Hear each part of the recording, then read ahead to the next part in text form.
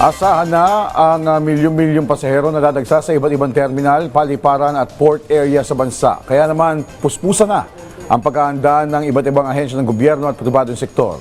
May report si Ryan Lesigues.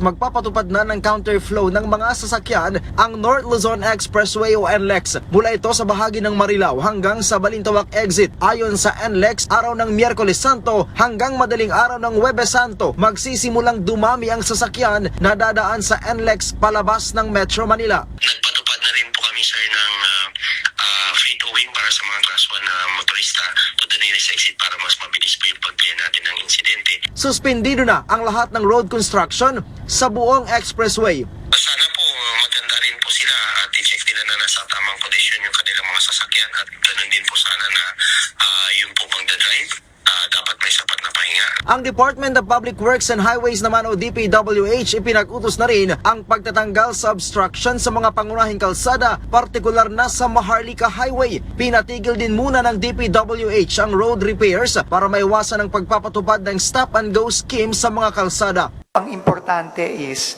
itong Holy Week, walang magwa one way. Yun ang kabilin-bilinan natin. No? Kasi yun ang nagpapabagal talaga ng traffic. Pagka nag-one way na yan, nagsa-stop and go, lalo na pag Holy Week, minsan kilometrong haba ng traffic dyan.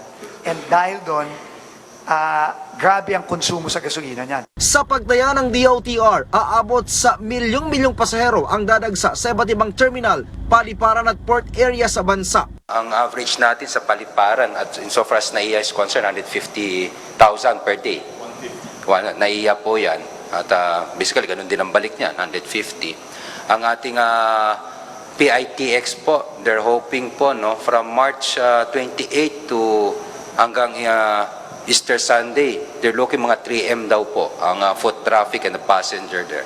The same with our mga pantalan, mga 2.6 million po nationwide din po. So ganyan kadami po ang ating bumabiyahe. Para matiyak naman ang payapang paggunita ng Semana Santa, itinaas na sa full alert status ng PNP ang buong bansa. Aabot na sa halos 100,000 pulis ang ipapakalat sa iba't ibang places of convergence gaya ng simbahan, pasyalan, terminal, transport hubs at iba pa. Bukod pa ito sa halos 50,000 force multiplier at iba pang units.